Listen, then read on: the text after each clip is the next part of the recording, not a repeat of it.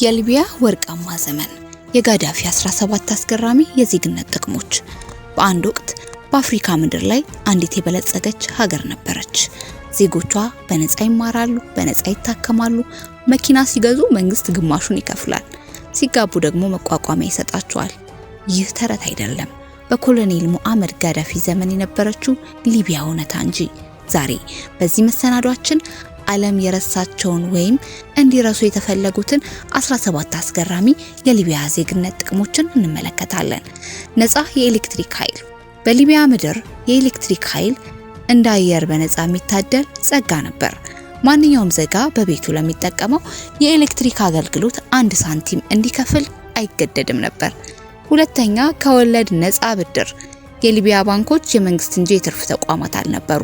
አንድ ዜጋ ብድር ሲወስድ የወሰደውን ዋና ገንዘብ ብቻ ይመልሳል እንጂ ምንም አይነት ወለድ ወይም ኢንተረስት አይታሰብበትም ነበር። 3 ቤት የማግኘት መብት። ጋዳፊ ቤት የሰው ልጅ መሰረታዊ መብት ነው ብሎ ያምን ነበር። በመሆኑም እያንዳንዱ ዜጋ የራሱ መጠለያ እንዲኖረው የመንግስት ቀዳሚ ግዴታ ነበር።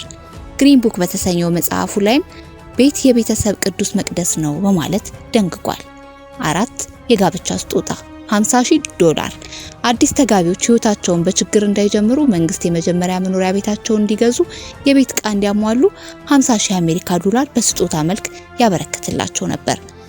5 ነፃ ትምህርትና ሕክምና። በሊቢያ ትምህርትና ሕክምና ሙሉ በሙሉ ነፃ ነበሩ። ጋዳፊ ስልጣን ሲይዝ 25% ብቻ የነበረውን የተማረ ሰው ቁጥር ከመሞታቸው በፊት ወደ 83% ማሳደግ ችለዋል። 6 ለገበሬዎች የተለየ ድጋፍ። ወደ ግብርና ዘርፍ መሰማራት የሚፈልግ ዜጋ መንግስት ለእርሻ የሚሆን መሬት፣ የእርሻ መሳሪያ፣ ዘርና ከብት በነፃ ያቀርብለት ነበር። 7ኛ የውጭ ሀገር ሕክምና። አንድ ሊቢያዊ በሀገር ውስጥ የማይገኝ የሕክምና አገልግሎት ካጋጠመው መንግስት ሙሉ ወጪውን በመሸፈን ወደ አውሮፓ ወይም ሌሎች አገራት ልኮ ያሳክመው ነበር። ለዚህም የመጓጓዣ የመቆያ አበል ይከፈለዋል። 8ኛ የወርሃዊ ዜግነት ክፍያ። ሀገሪቱ ነዳጅ ሀብት ዜጎች ነው በሚል እምነት እያንዳንዱ ዜጋ በየወሩ $2,300 ገደማ የሚሆን የዜግነት ድርሻ በባንክ አካውንቱ ይገባለት ነበር። 9ኛ የመኪና ግዢ ድጋፍ ነው። መኪና በሊቢያውያን ቅንጦት ሳይሆን የመጓጓዣ አስፈላጊነት ተደርጎ ይታይ ነበር። በመሆኑም አንድ ዜጋ መኪና ሲገዛ መንግስት 50% የዋጋውን ድጋፍ ያደርጋል።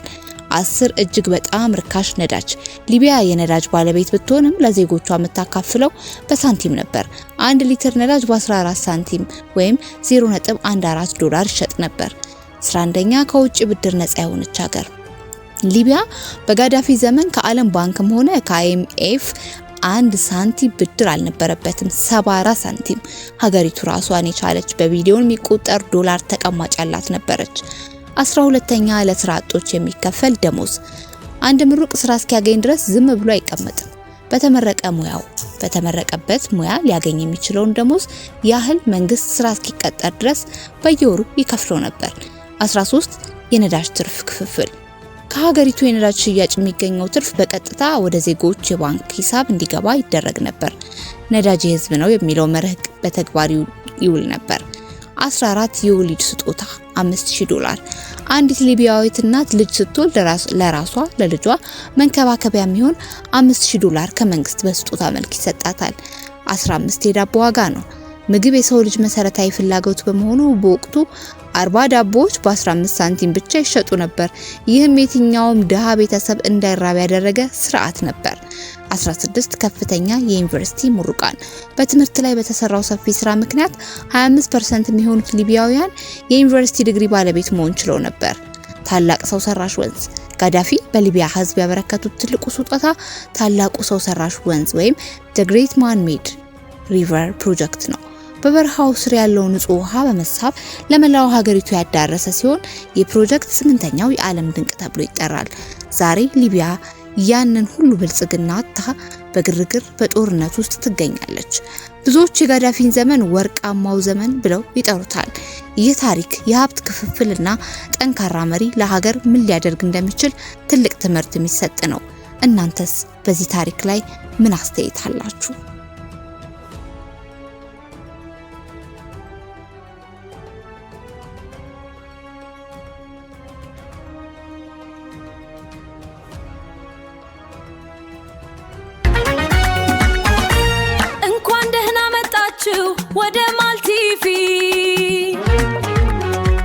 ዜና መዝናኛ